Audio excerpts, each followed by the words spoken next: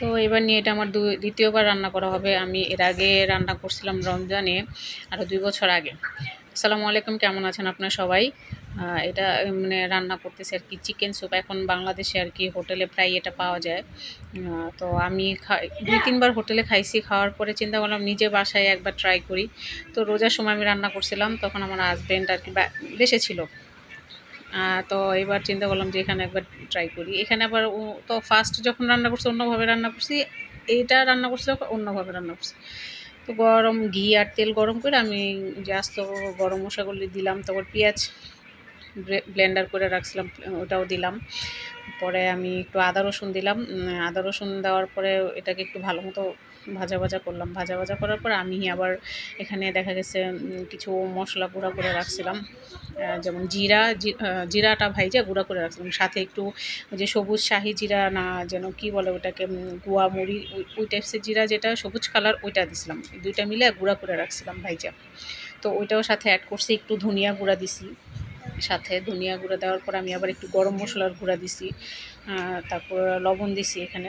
লবণ দিয়ে মশলাগুলির একটু ভালো মতো ভাজিয়ে নিছি, কারণ পেঁয়াজের কাঁচা গন্ধটা আর আদা রসুনের কাঁচা গন্ধটা আর কি যাতে যায়। পরে আবার গোলমরিচ একটু গুঁড়া করে দিলাম।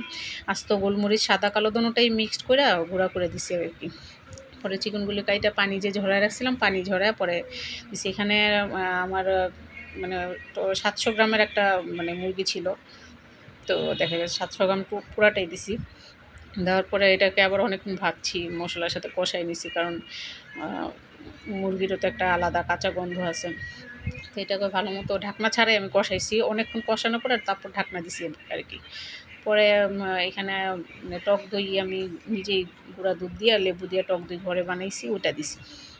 ওটা দেওয়ার পরে টক দইটা যখনই আর কি, যেই এটা তো অনেকে জানে হয়তো, যখনই দেওয়া হয় একটু চুলাটা কমায় দিয়ে তারপর দিলে আর টক দইটা ফাটে না। তো দেখা গেছে মানে টক দই দিয়ে ওইটা নাড়াচাড়া করছি অনেকক্ষণ। পরে আমি আবার পাউরুটি দুধ দিয়ে ভিজিয়ে রাখছিলাম। অনেকক্ষণ ভিজিয়ে রাখার পরে এটাকে একটা মানে একেবারে ঘন একটা ব্যাটার করছি, মানে ব্লেন্ডার করে নিছি।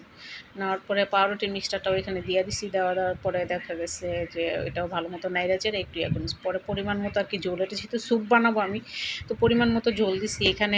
মানে ব্লেন্ডারটা ধুয়েও ঝোল দিছি, পানি দিছি। পরে আরও পানি দিছি। পানি দেওয়ার পরে কাঁচামরিচ অ্যাড করছি, সাথে চিনি অ্যাড করছি। তারপর আবার একটু লবণ চেক করছি, লবণটাও অ্যাড করছি। লবণ কম হয়েছিল, লবণটা অ্যাড করছি। তো লবণটা দেওয়ার পরে আমি এখানে কিছুক্ষণ নাড়াচাড়া করছি। যেহেতু পাউরুটি দেওয়া, এটা বেশিক্ষণ মানে করা লাগবে না, ঘন হয়ে যাবে তাড়াতাড়ি। তো আমি আবার উপর দিয়ে ওই যে ভাজা জিরার গুঁড়াটা ওইটা আবার দিছি। দেওয়ার পরে আমি নাড়াচাড়া করে কিছুক্ষণ বলক দিছি। বলক দেওয়ার পরে আমি মানে নামায় রাখছিলাম। আমরা যেহেতু রাত্রে খাবো, পরে রাত্রে খাওয়ার আগে আবার একটু গরম করছি। তা আলহামদুলিল্লাহ, মানে ওই প্রথমবার যখন রাঁধছি, প্রথমবারের থেকে আমার মনে হয় এইবারেরটা বেশি মজা হয়েছে। তন্দুর রুটি দিয়ে খাইছিলাম। আমি একটা ভিডিও দিছি যে রাত্রে হাঁটতে বের হয়েছিলাম, তখন আমরা তন্দুর রুটি কিনতে গেছিলাম একটা পাকিস্তানি দোকানে। রেসিপিটাকে সবার কাছে কেমন লাগছে জানাবেন।